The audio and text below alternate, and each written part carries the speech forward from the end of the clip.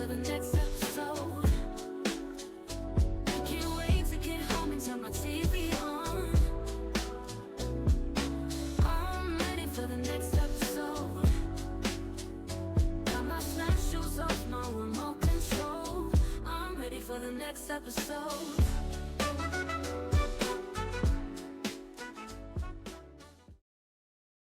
Hi, guys, and welcome to next episode. I'm Nick, And I'm Jess. and today we're going to continue our discussion of Damascus.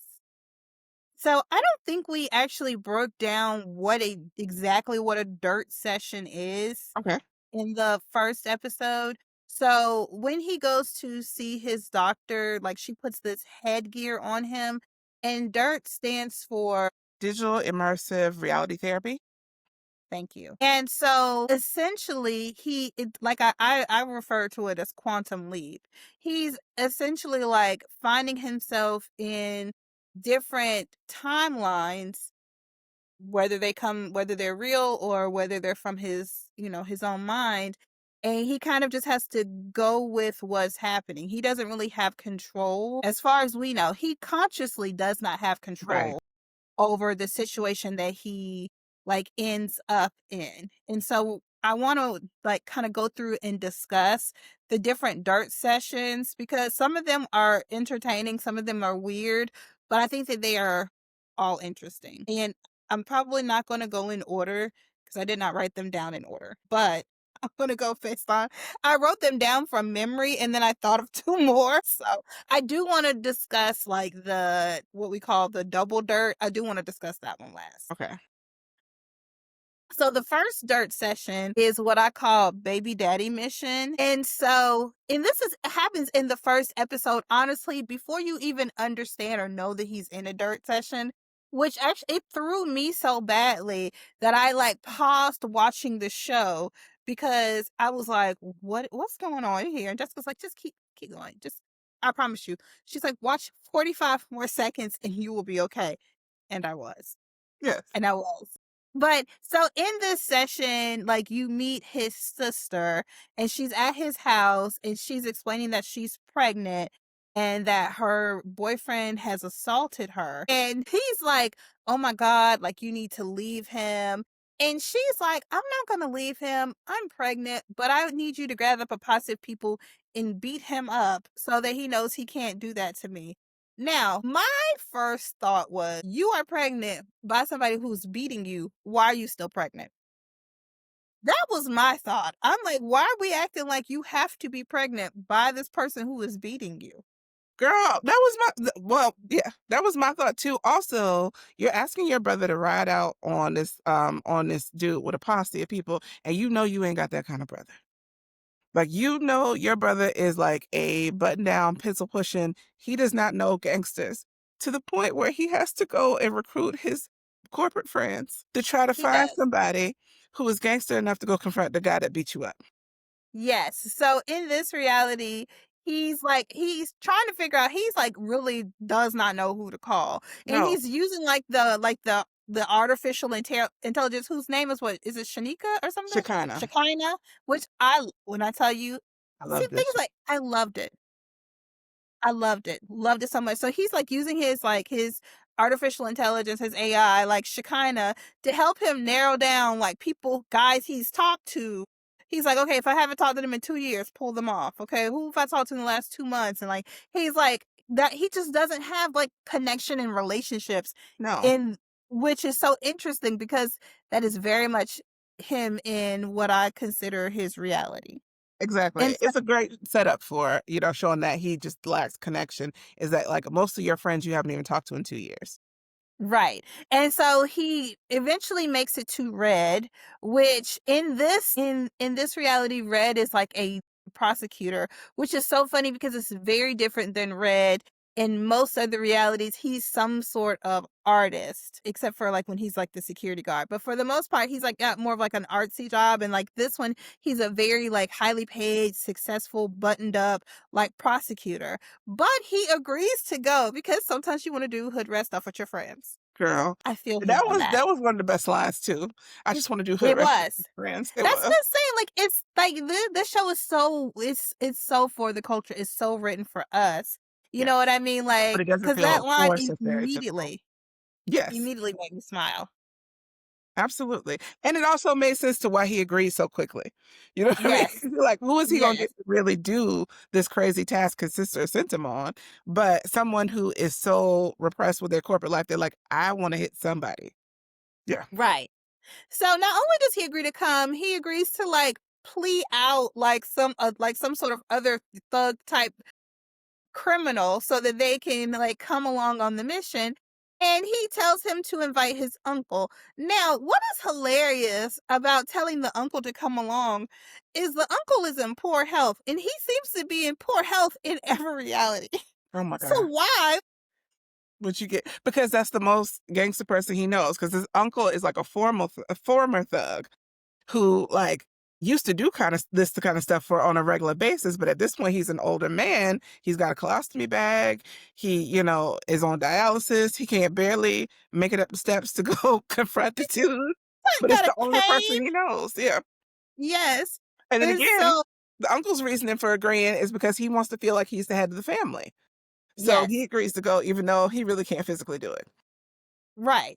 And so they go to the baby daddy's apartment, and this is where, and this is in the first episode. This is where I knew that this show was unlike any other show that I've ever seen. When I tell you they subvert everything that I was expecting to happen, Hmm. loved it. So they get there and, like, they meet the baby daddy, and what you find out is, one, yes, the baby daddy did put his hands on her, and Hmm. he was actually apologetic about it, but what you find out is that she stabbed him. And this is the thing. So, like in that initial session when the sister is going to Damascus and is asking like her brother to help her, and the first thing he says is, "What did you do?"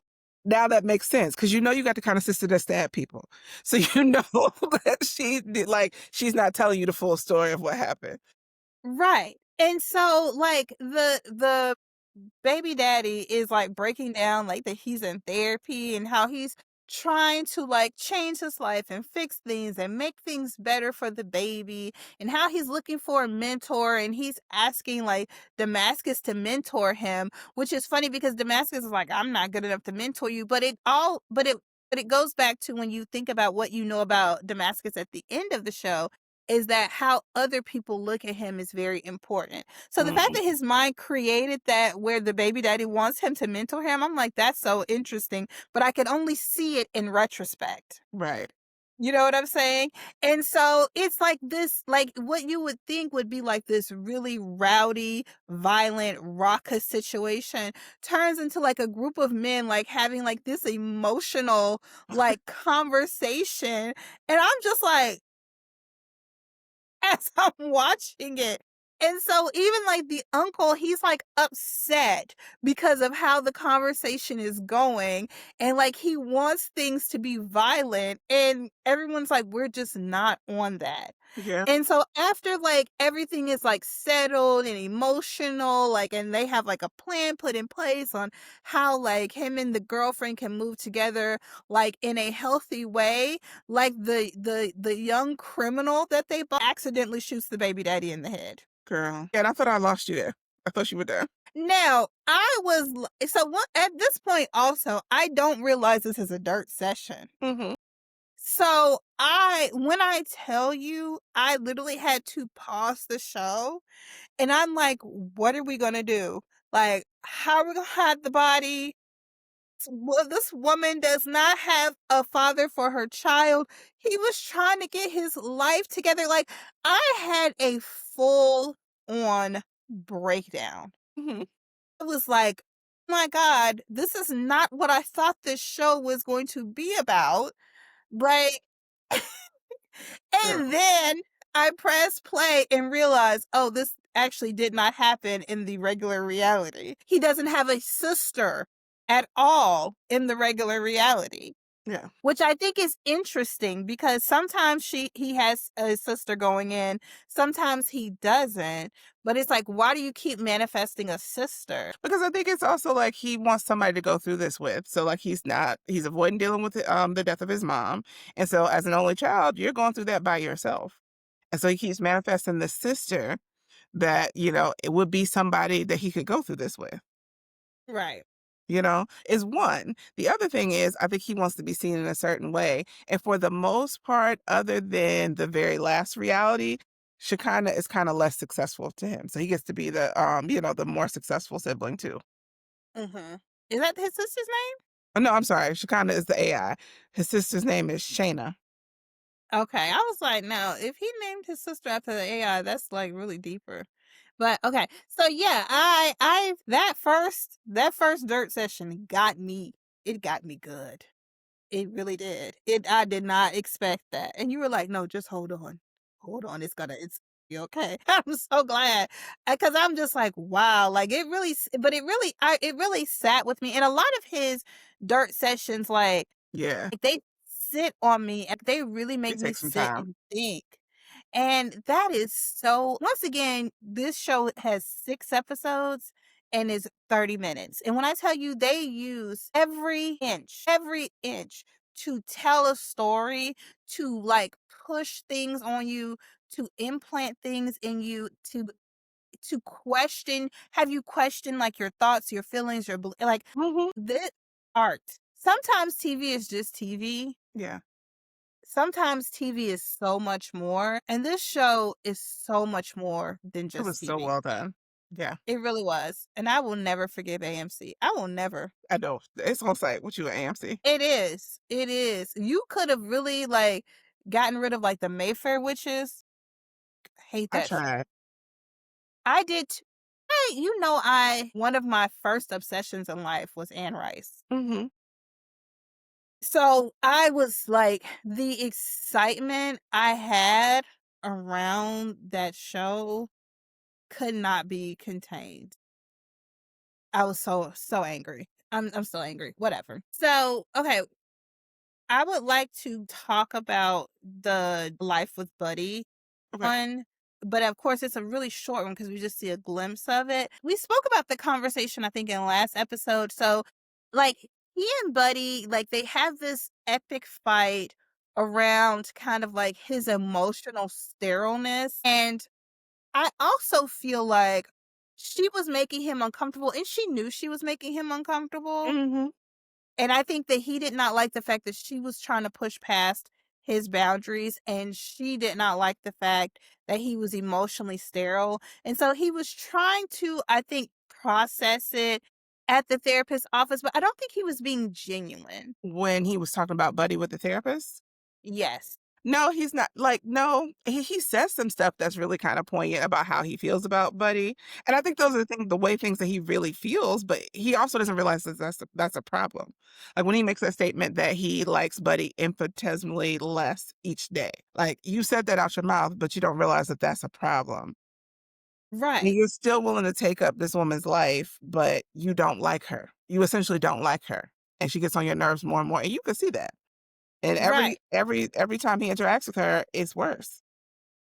And so in this episode, he's already met Naomi at this point. And so he has this conversation with Buddy, and the therapist challenges him to try to envision what his life with Buddy could be. Mhm. And so that's what the dirt session was supposed to be about. And so then when you get into the dirt session, he's in the bed, but the person he's in the bed with is Naomi. And you look around and like there's bottles and stuff. You can tell like they're married with children. And I find it very interesting because once again, at this point, he has only met Naomi once. Yeah. And when he met her, she was doing like this very like avant-garde artistic performance. None of that gave domesticity. You know what I mean? It never gave House in the Burbs with 3 kids. And so to me, the fact that he dreamt about, like he had like that dirt session, it was Naomi in there, just further goes to show how much he does not like Buddy. And I think that's all it's about is that I don't Buddy is very attractive, but I don't think he's very attracted to Buddy. It's No, clearly that he is a lot more attracted to Naomi and that there's a lot more chemistry between him and Naomi. So he just would rather be with her. But he doesn't really know her either. he does not know that woman from a can of paint. He just knows that I think that the freeness that she exhibits is the freeness he wants to exhibit. Exactly. When Buddy tries to like be free, she's not free in a way that he would want to be free. Right. So he does not like it. But the way that he sees Naomi be free is the way that he wishes he could be free. And that's why I think both of the women just function as objects for him. Like they're just objects to like for how he sees himself. He doesn't see either of those women, even though he likes Naomi more, he doesn't see either of them as a full person. They're just functions for how he sees himself. He wants to see himself as a successful man. And that's how what's her name? Buddy sees him. Buddy. And he wants to be an artist. And that's how Naomi sees him or makes him feel. Or I think he sees her as a real artist Mm-hmm. and he wants to like mirror that. He feels like, oh, if I was with her, if I was in her orbit, I could be a real artist because she's a real artist. She would never use the algorithm to decorate her home. But you could just be an artist because Red is an artist. Right. And he doesn't, and And that's not dependent on his girlfriend. right, or anybody. He's not like his best friend does art for the government, but he doesn't let that stop him from doing his art. And his art is different too. You know, it's not like textbook, it's avant-garde. So I just think it's like Damascus has settled and he knows that he has settled, but he's not willing to take accountability for his settling. So I found that to be really interesting. So like I want to discuss the Thanksgiving dirt session, Oh which my God. was my favorite one, but I want to make sure we give the audience context before we discuss the session. Okay, I'm not definitely gonna. I'm ready for the next episode. I can't wait to get home and turn my TV on. I'm ready for the next episode. Got my snap shoes off, no remote control. I'm ready for the next episode.